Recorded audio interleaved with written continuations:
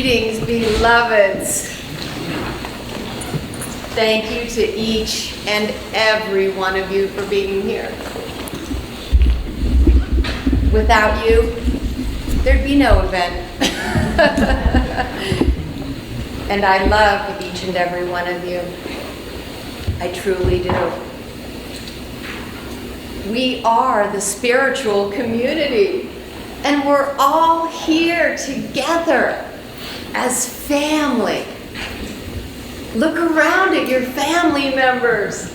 Look around at your brothers and sisters. We are one. We are one in love and light, and we're here to unite in the light of love.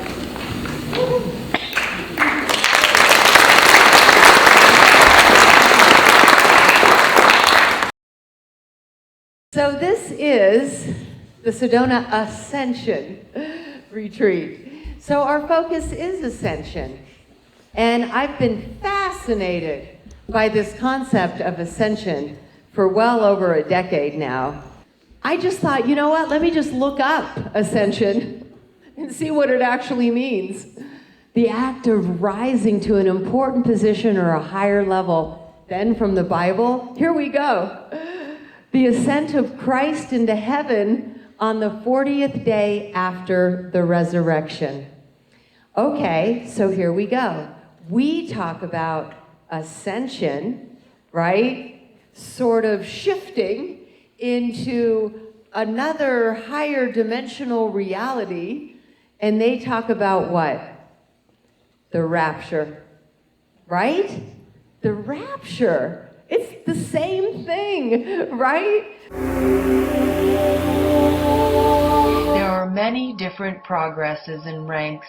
Each of them has special and different examinations. Transition from 4 to 5 is a matter of permission. You can deserve this permission by the ascension of consciousness. You are prepared for immortality in the 5th dimension. Here, there are 2 tranquil times and 5 supreme times. In the first tranquil time, you have become pure energy, a light, made up of colors in the form of the eye of your essence, as a prismatic appearance, your rainbow body of light. The intuitive mind is the sacred gift, and the rational mind is the servant. We've created a society that honors the servant and forgotten the gift. The gift of the right brain, when that's in aware, is that we are eternal and that we are forever. That's what we have to know as we move into this next realm. That's what the UFOs and ETs are trying to tell us.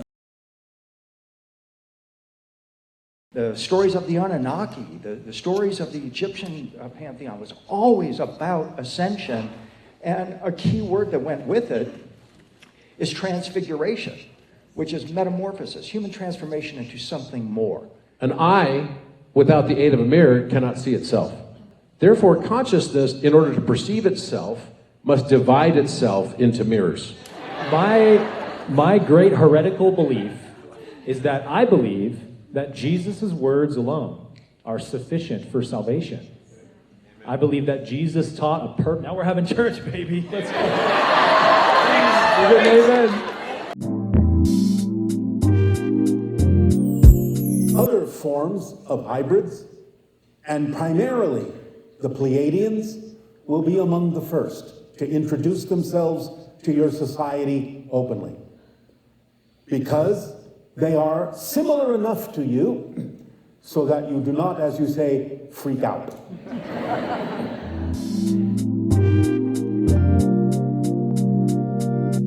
In Star Walkers, I was focusing on this idea not only of transformation, but where do we go once we transform? That's a big part of my work in Ascension. When I asked in our workshop tomorrow, what is your ascension plan? It's focused and directed on what is on the other side of all of this, all this work that we're doing, the spiritual work that we're doing. Where are we going with this, and how are we going to get there? what is our final destination as a soul on this reincarnation journey?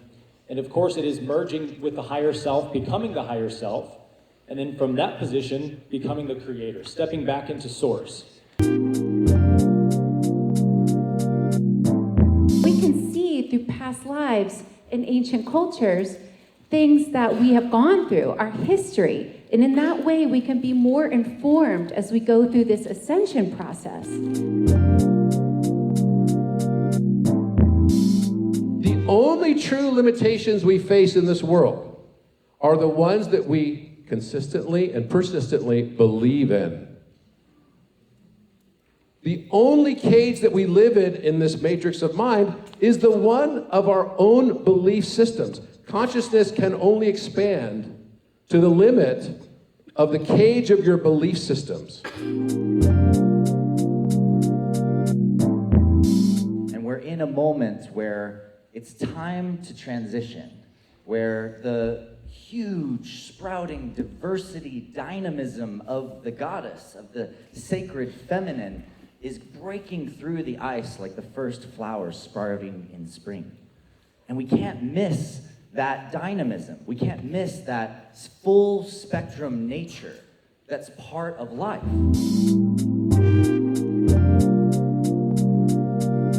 The truth of your own knowing is situated within a reality based on constructs from the past that you share.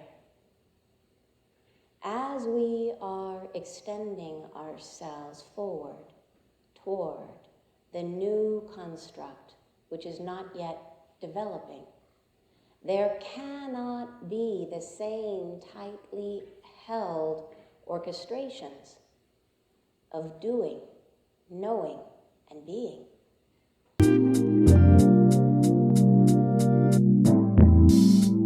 Does the soul return in another body? Reincarnation comes from the Latin word which means entering the body again. And it's the belief that after each biological death, your soul returns in a new body. Traditionally, it's been associated with the Hindu and Buddhist religions and incorporates the doctrine of samsara, which is birth, death, rebirth, and then birth again.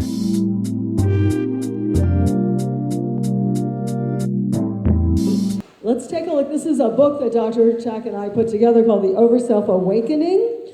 And so it shows that we're basically down here. This is who we are. And as we grow in our consciousness, this is the 7 chakras, as you see, our consciousness body, what we call our overself body, starts growing their own chakras. And ultimately, then there's higher aspects of ourselves, even to the point where the veils themselves are literally opened. I'm talking about your ability to receive actionable intelligence. You being able to dial in, connect in to your own spiritual team. If you develop that, you will be able to have communication. You've got the conscious mind, there's your 2 to 5%. And then your subconscious mind and your unconscious mind. Now, the interesting thing about the unconscious mind is that Carl Jung, one of Sigmund Freud's best students, came along, became very famous. He named that the superconscious mind because he said that's where the soul's mind resides. Oh, when I was putting together the presentation and I wanted a picture of the soul, I Googled soul icon.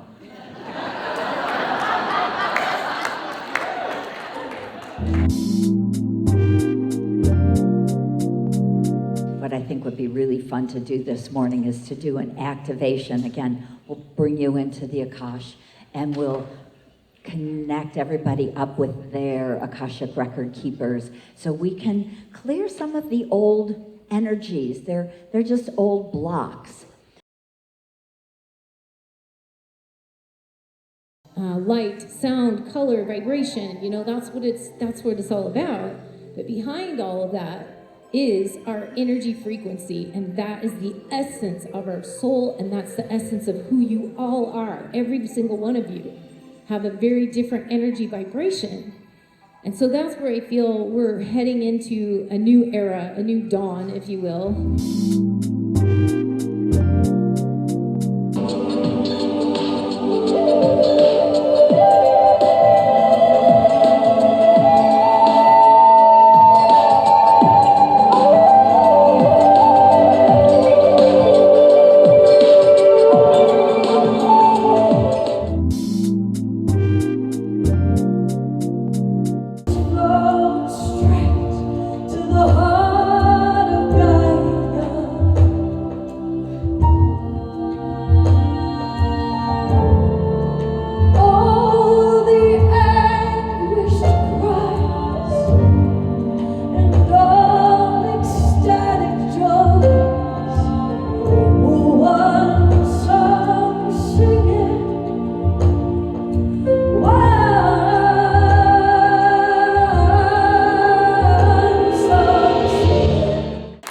I couldn't do this conference without my beloved friend, Alan Steinfeld. And the people behind the scenes, please come on stage. Yes, and one major person we have to thank is Suzanne's husband, Scott. But it's all her. Every bit of it. And of course, Andy, my sister, and the best event manager ever. one whole year of hard work, day after day. Here's Suzanne Ross. Yes.